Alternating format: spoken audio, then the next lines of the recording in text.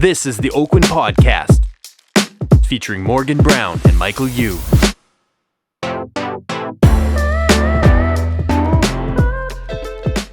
Hello, welcome to the Oakwyn Podcast. I am your host, Morgan Browne, and I'm with Arlene Chiang. And I'm the Podfather. And we're so excited to be here. We have a special guest, and this is Arlene's family member. Brother-in-law. And brother-in-law. It's my brother-in-law, but really a brother from another mother. Michael White. Thanks so much for joining us today. So Michael White is the Associate Vice President of Campus and Community Planning at the University of British Columbia. Isn't that amazing? And we're so excited to have you here today, brother. Thanks, guys. Good to be here. Let's dive into it. First of all, love the name Mike White. I said, this is good. Mike White, Morgan Browne. We need another colored name for Arlene. Arlene Green. Arlene Green. Also, did you know there's a Led Zeppelin cover band of the same name? I do. Yeah, indeed, of course. Indeed. It's not you, is it? You know, it might be. Maybe there'll be some secrets that are divulged today. Ooh, that sounds right. So Michael, who are you and what do you do? I only know you as my brother-in-law. Wow. Okay. Well, so you gave my title, but what is it that I actually do? So I'm a community planner and have been planning for maybe 24, 25 years. So for our listenership, what is a plan? What does a planner do? We get that question quite often, and there's probably a lot of different answers. Probably the easiest way to describe it is planners are the folks that bring together all the different ingredients that are needed to plan different parts of cities or entire cities. So there's usually technical ingredients, housing, streets, schools, but there's also the process that goes along with it. And planners spend a lot of time in process because you got to talk to all the different interests to figure out how to mix those ingredients and figure out what you're going to make with those ingredients.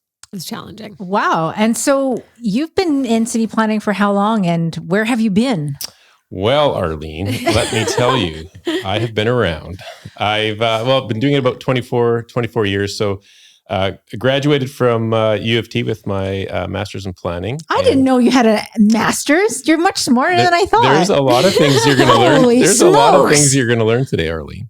I want to interview you next. Yes. Maybe next. Could Morgan and I interview you? Yes. Maybe we can do a snippet of that later. But I would like to do that. Actually. Okay, I'm going to get to know you in a different way. Okay, let's hear. Okay, masters. Whoa. So U of T many years ago, and then came back to Vancouver because I'm from BC originally, and worked for the city of Vancouver for a decade in various roles in the planning department there.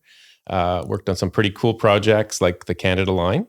So a big interest in transportation planning, a lot of community planning work as well. After 10 years, my former boss, Larry Beasley, had retired and was doing contract work in different parts of the world. And he had a gig in the Middle East, in Abu Dhabi, the Emirate of Abu Dhabi. And so myself and a few colleagues said, that sounds really interesting, and moved overseas for 4 years. And led the planning team for the Emirates, so working directly for the government, and did some really cool stuff there. We can talk more about that for 4 years. Came back when Lisa and I started our family and did a little bit of consulting for a few years, and then landed at the University of BC as the chief planner, and been doing that now for about 8 years. Great. So what are you doing out at UBC? So what's your latest project? I think it'd be great actually to talk a little bit about UBC because it's a whole different type of real estate actually that people don't really, they might be scared of entering or getting clients to come purchase in that area. Right. They don't understand leasehold property, that type of thing. What it is. Right. Exactly. Exactly. So I think it's a really interesting topic. Yeah, no, UBC is a really interesting case. It's a unique circumstance in North America where we're obviously a university, but we're also a quasi-municipality. So during the day, non-COVID times, there's about 80,000 people that are out on the campus. Many of them are students, of course, and faculty and staff. But in addition, we have a number of neighborhoods. And in those neighborhoods, there's different types of housing. The nighttime population's right now about 13,000 that live in those neighborhoods. And this is in addition to student housing on campus. But in those neighborhoods, you can purchase leasehold housing, which are 99-year leases in either townhouses or apartments. There's faculty and staff rental housing, so more affordable housing. And then there's market rental housing, in addition to all the different kind of commercial uses out there. So it's a different arrangement because there's no mayor and council. There's the Board of Governors. There's a community association, residents association, that provides some quasi-municipal governance. And a lot of engagement through my planning department at UBC. But it's a really neat community because you get a lot of faculty and staff and students who live on campus. There's people from outside the university that live there. Amenity-rich neighborhoods. If you've ever visited Westbrook Place or the other neighborhoods, really high standard for livability and experience of place. So I'd welcome anybody to come out and visit and then check out the type of neighborhoods that we're developing on campus. So is there going to be a big push of development and, more housing coming up at UBC that's in the works? The pipeline? Well, I mean, the communities never stay the same. They're always changing. And so our current plans we're able to develop more housing under our current plans, but we're starting a new planning process at the end of this year. And it's going to be a 30-year vision we're going to develop, and then discrete plans that follow that vision. And we'll explore new housing opportunities. There's going to be the arrival of SkyTrain, we're hoping for in the next decade or so. And so that's a real game changer for a community. Climate action's a big theme. Reconciliation with our Indigenous hosts is a big theme. A lot has changed since our last plan was created about 10 years ago. And so we're going to go through this great big visioning process and talk about what the campus of the future should be. Do you guys get a lot of the community involved in that vision planning? Do you have like a lot of meetings and planners are known for meetings. Yes. And so we like talking to people. We like holding meetings. And it's because, as I said earlier, you get all these ingredients to figure out to make a great community. And so we talk to people in all kinds of different formats. And so when we create a plan like this, there's pretty in-depth engagement. It takes a couple of years to go through a planning process like that because there's so much engagement that we'll be undertaking in a variety of different ways to hear people's needs and interests for the type of community they want in the future. Do you guys have to, I know there's a lot of talk about the Musqueam Reserve and the leasehold properties there. Is there anything in the works on that? Or do you have to be, because it's kind of offside, or do you have to kind of come together with their planning band as well? Great question. So where UBC is on the traditional territory and unceded territory of Musqueam. And we're actually just we're undergoing discussions right now for a new relationship agreement with Musqueam, trying to strengthen our relationship. They have also the reserve lands off of UBC, but they also have fee simple lands that they own right next to UBC. So there's a new development called Laleham right east of the university, as well as some other land holdings in that area. And so Musqueam's, in addition to being our hosts, a big developer on the peninsula. So we're working quite closely with them. And for example, we work really closely with them to plan for the extension of SkyTrain to the university, which we're undertaking right now. I'm very excited about it. I think so a lot of people are talking about it. Do you think that's going to be a go ahead then, the SkyTrain to the We're university? We're sure hoping so. We spent a lot of energy in the last few years planning and advocating for it. We work really closely with not only Musqueam, but the Tsleil-Waututh and Squamish First Nations as well, who own the Jericho lands, side, as well as the city of Vancouver. So we have an MOU with all those parties, and we've been planning together for the last few years. And undertaking actually a process right now with TransLink. So TransLink's leading a planning process, looking at options, going out to UBC. And the next big step it's called the business case, which in transportation planning terms is the document you need to go to senior governments to pitch for funding. That we're hoping actually, and then even in as soon as the next few days, there's an announcement from senior governments to get moving on the business case, so that we can proceed to the next phase of planning. If all goes according to plan, we could see a station or stations at UBC open in about a decade. Oh, as early as a decade. Whoa, interesting. It takes a long time. That's a good tip though, because I think a lot of investors are gearing up. They obviously have heard a lot of noise and rumbles about it. So a lot of purchasers, for realtors, they're thinking of getting things closer to Broadway and making sure that they get to kind of be ahead of it, right? Which I think will change a lot of that whole it's interesting to hear that the city planning for all the way go out to UBC, but it's going to be going across the whole greater Vancouver. And do you have to kind of work with that as well as a city planner, or is it, do they kind of approve? Great questions. No. So every jurisdiction will be undertaking their own plan. So Vancouver, as you know, are working with the Jericho owners of Jericho to go through a planning process for Jericho. City of Vancouver will be undertaking plans. They're doing one right now for the Broadway corridor. So every jurisdiction along the way, if they haven't already, will be making plans to accommodate SkyTrain. And it'll mean probably different things for different cities, but everyone's interested in more affordable housing, that's for sure. So I think every city right now is thinking, when you bring any transportation investment, you also have to think about what are the affordable housing opportunities as well. Right. So how does a realtor take some of the information and the plans that you've been building and, kind of use it in their kind of day-to-day practice? Why is it important for realtors to understand what city planning's role is in the city that they're working in? What kind of advice do you give to a lot of our listeners, I guess, who would be interested in learning for the realty community? I think one thing that's really important, I believe this more and more as I get older, is that you have to make evidence-based decisions.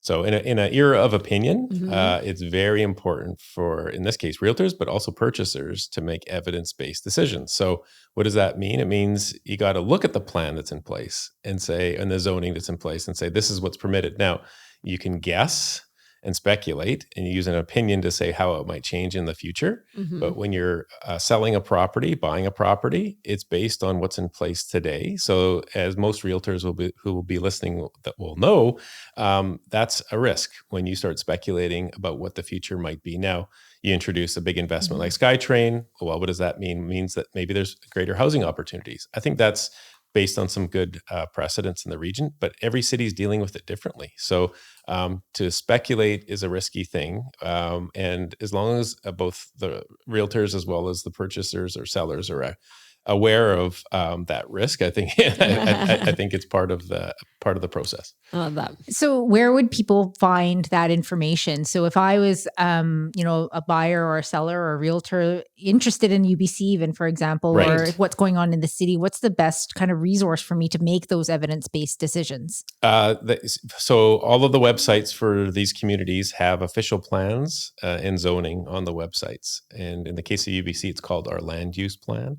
And then we have neighborhood plans, and it outlines what's possible in cities like Vancouver and Burnaby, et cetera.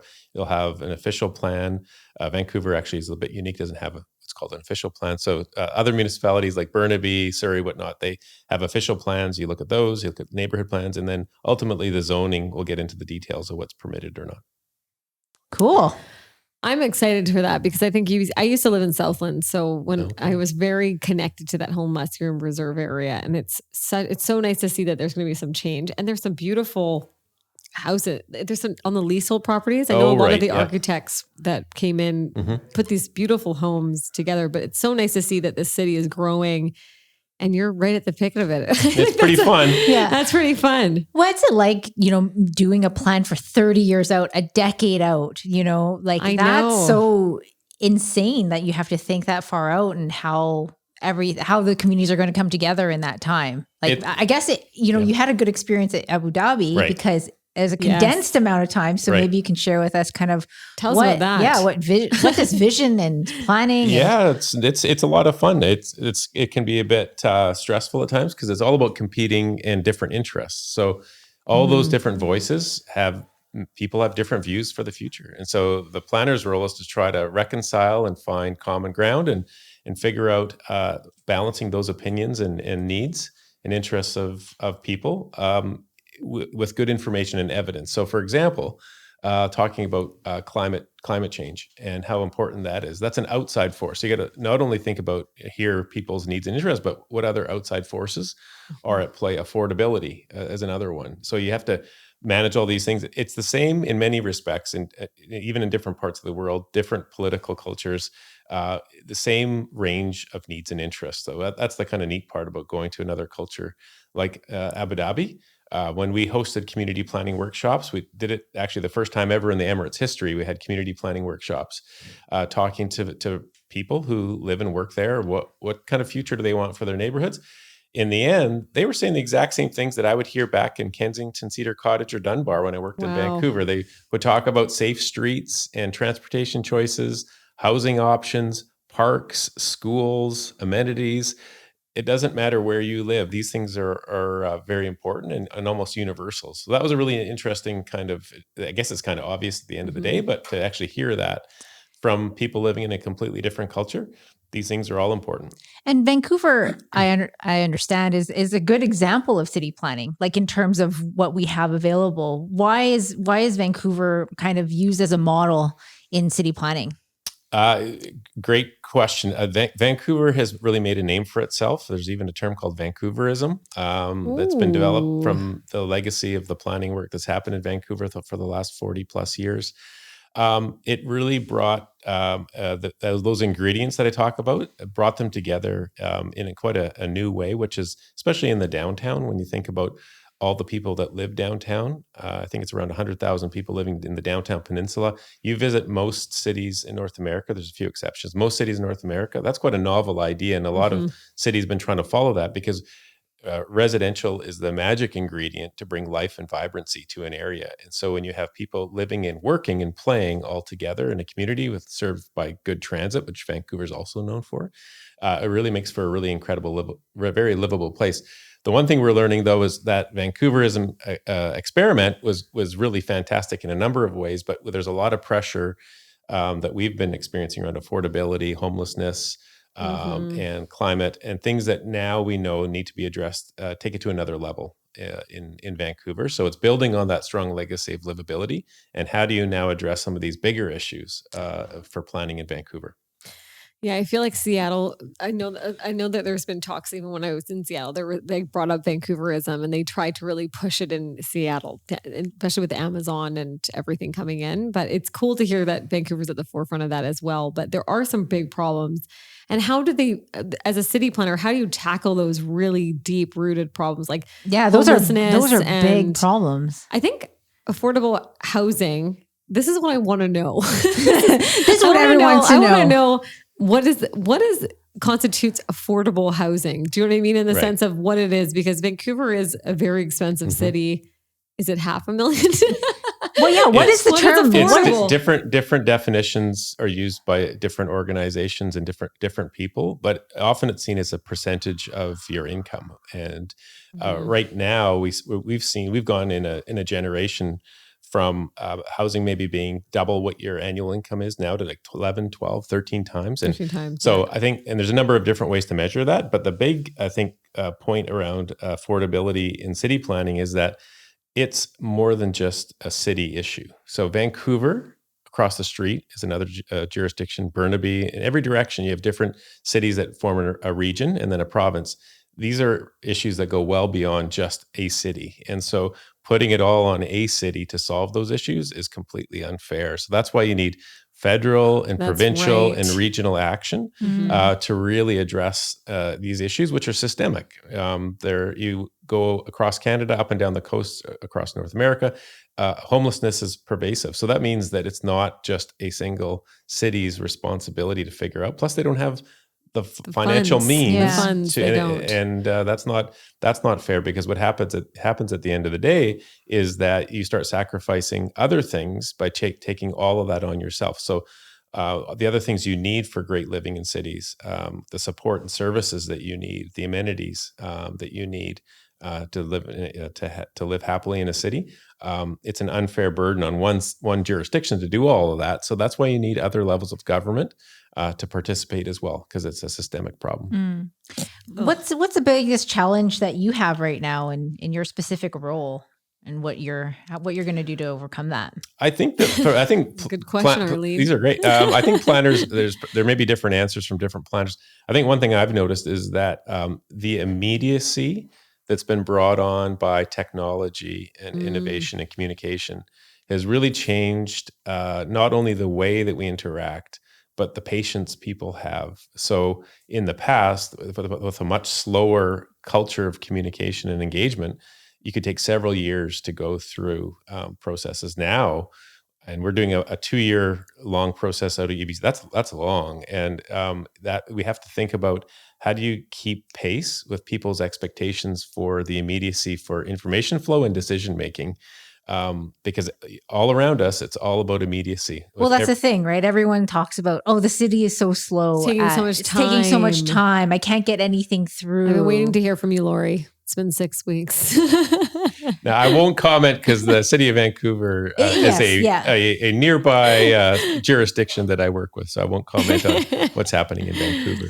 But there is, there's maybe some basic issues that you're pointing out that don't have to do with communications. But in the world we live in, I think just there's an expectation that when people want to see change in neighborhoods, that it's going to happen right away. Yeah, and you're talking about 10, 30-year plans. And 30-year vision. And you have to also take time to understand people's needs and interests, because otherwise you can just make knee-jerk reactions and you're more likely to get it wrong if you're not exploring that with people. Do you feel like you have to be quite adaptable, because like you're talking about a 30-year plan and obviously lots can change. You're right. Climate change, a lot of things.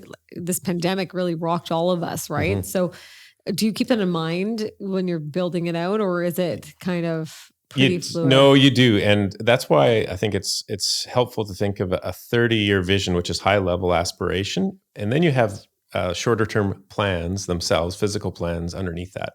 So we're going to do a 10-year plan that follows the 30-year vision so that we can be more specific.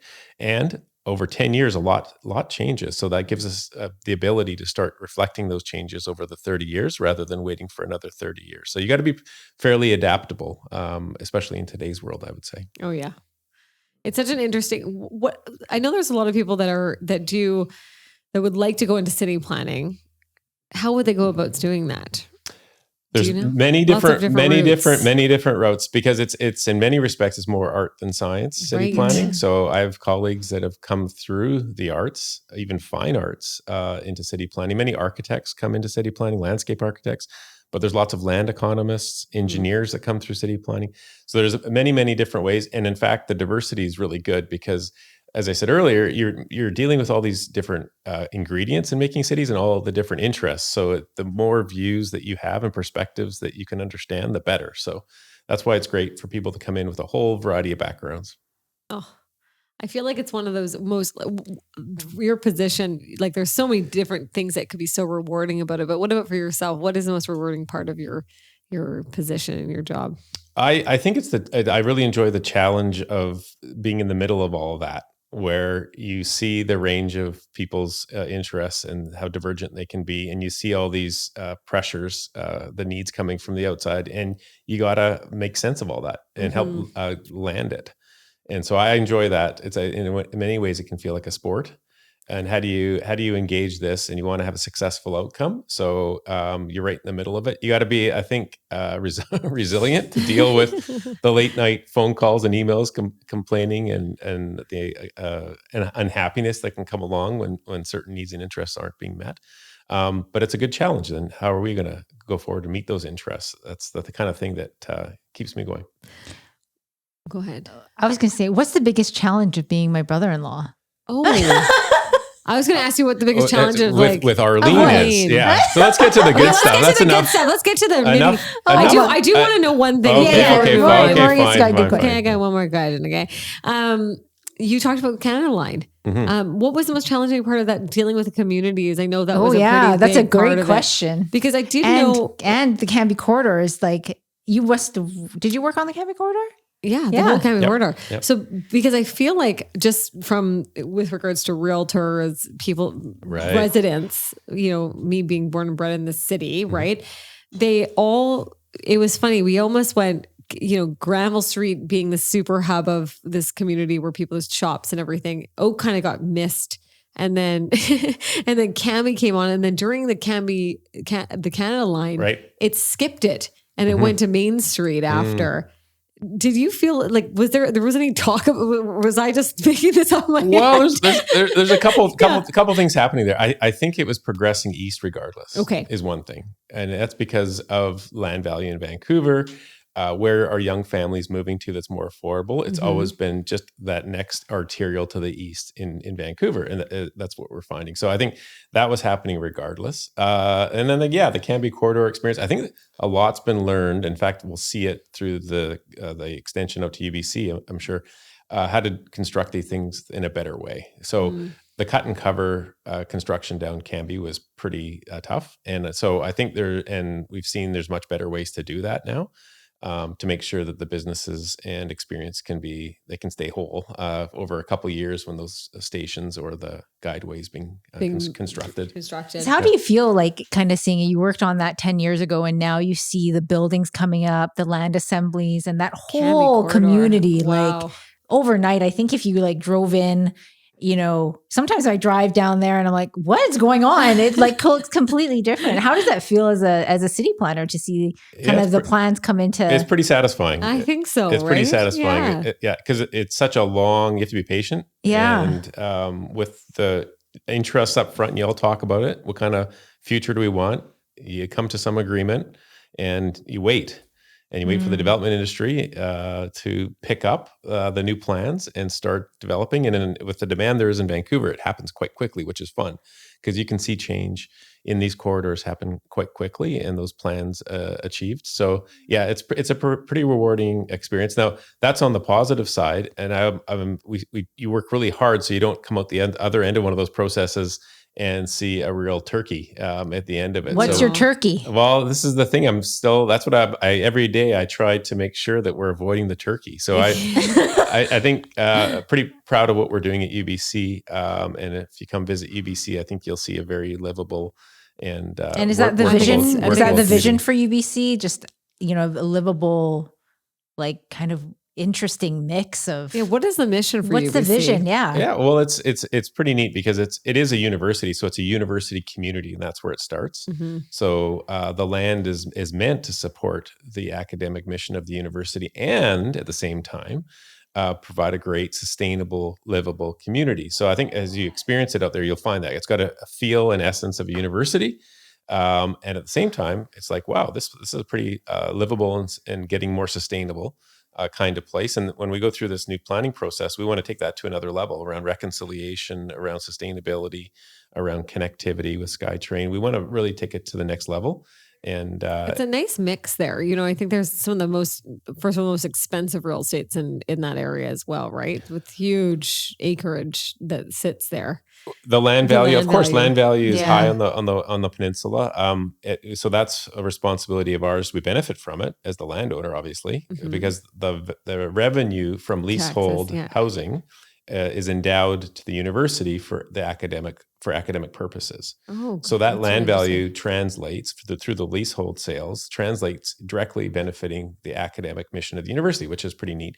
So and that's kind of cool way of thinking about the value. It is. In that case, the value there goes to the academic mission. Now, at the same time, because it's high land value, you have to make sure you're providing affordable housing. So we complement that with a pretty aggressive affordable housing program as well. We have discounted faculty and staff rental in particular, in addition to a lot of student housing, to make sure that it's not just about optimizing land value.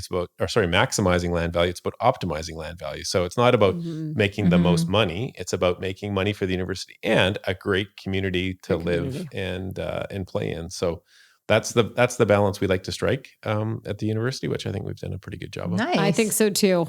I love it. It's beautiful out there. So if you haven't been out there in a while, it's time to go take a look. And stunning. I think people are scared of going down there to introduce buyers to that area. No? Oh no, I don't think, everyone that's afraid of introducing buyers, do your research. I always say, go and do your evidence-based. Evidence-based. Yes. There you go. Yeah. Evidence-based. I actually wrote that down because I was like, I'm going to use it tomorrow. You know what? This era of opinion it's interesting, right? We live through this interesting time, but I tell you, it's a huge threat when you're making decisions based solely on opinion. Yeah, that's right. What is the evidence you're using to make your decisions? I love it. Let's get to the nitty gritty. How does it feel to be a part of the Yu family, the Chiang family, right? So you guys have known each other for 15 years. Yes. Yep.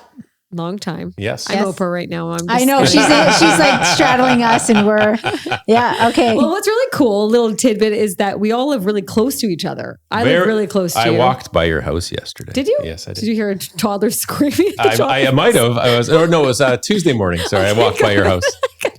Morgan was probably out for a walk. Yeah, I was out by that time. I'm usually potting, but I'm by your house every day because I go to Ernest Ice Cream every day. Yeah. It's terrible. But you guys have lived close to each other for a long time. Mm-hmm. So Doug?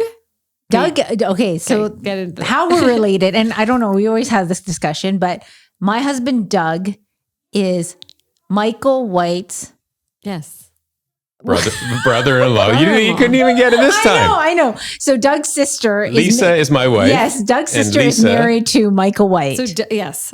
Lisa and Doug are brother and sister, and they're the other daughters. Yes, okay. and we are the spouses. Yes, we are the spouses of Doug and Lisa. So let's just talk about that dynamic. You guys must be able to team up on them a bit. Oh yeah, he's like on the brother and sister. The problem is they might listen to this podcast, but that's okay.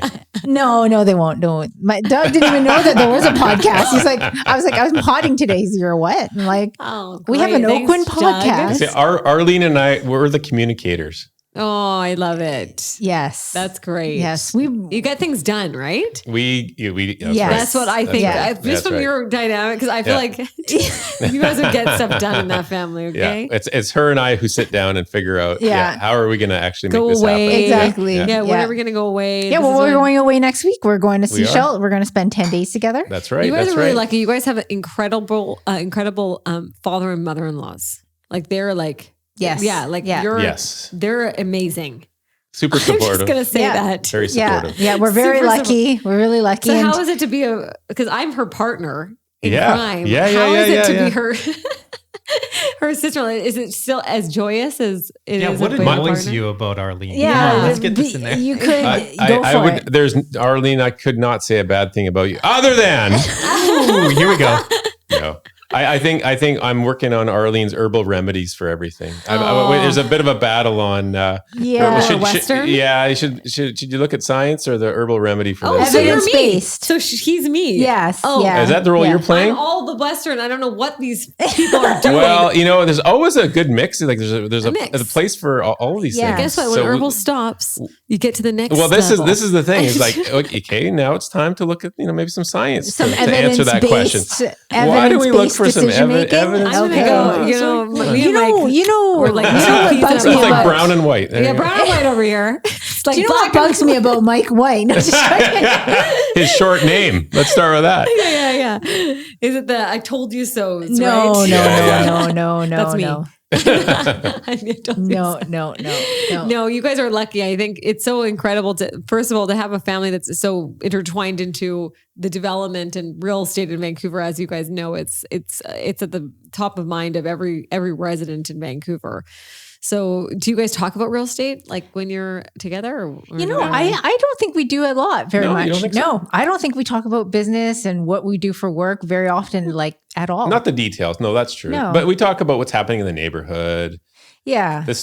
How much the neighborhoods change and the values of things. But we don't get into our day-to-day business. I think it's more just, kind of, being leaders in your industry, right? Kind of talking more about what are you like, he was the one that can Mike coach. Told me to get out of the weeds. Arlene, what are you doing?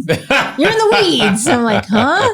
I don't know. I'm in the weeds. Literally in the weeds. Right? And so I think we talk more about like business in terms of like leadership, and things like that. That's the connecting. But not so much the real estate and the planning details. And that's good.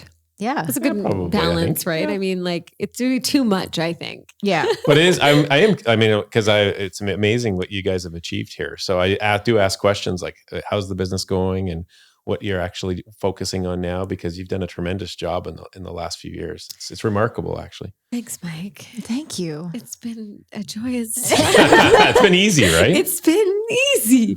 No, we're so, I think it's like what you said is the evidence-based, I got it. It's stuck in her head. She loves that. I do She's like gonna it. use I'm it. that person though. I'm one of those, I'm like you, Western medicine and evidence-based. We need to make very good judgment calls. And I think having you at the forefront of what's being built in Vancouver is really, we're very lucky. So yeah, I'm really excited to see what that UBC is going to look like. yeah, we get to see it through. We love the city. And that's why you're here still, that's right? That's right. Yeah. That's right. As people leave because of affordability, because we feel, obviously being in the real estate side of things, it's hard to see some of the people I love leave because they can't afford it, right? Friends and staff that are. Yeah. So this is the thing. We got to crack this pretty soon in Vancouver. Otherwise, we're going to be in trouble. I think so too. Yeah, I think so too. And I think what the biggest thing is they need to build faster. Build faster, City of Vancouver. Let me do my renovation upstairs. I've been waiting for it. No, thanks, Mike, for being a part of this podcast. We really appreciate it. Yeah, it has been just a thrill getting to know you in a different way. Well, this is what we have to do then. For Arlene and I to learn about each other, we're going to have to do podcasts. No, we'll just do cocktails. I just had my baby. I'm ready back out. I'm ready out again. This is great. Thanks so much, Mike, for being a part of it. We can't wait to see what you do. And we're going to come visit welcome. You at UBC. Please do. Thanks so much. All right. Thank you. Bye. Thanks so much for listening to the Oakwyn podcast. If you have enjoyed this podcast, please give us a 5-star rating and review. A 5-star rating, please. Yes, please. And if you are an agent from another office, and you're curious about Oakwyn Realty, please go to oakwyn.com/join and enter into that message box. What, Arlene? Pod. Oh, Pod 2021. And you will receive a free mystery piece of swag. Thanks so much for listening.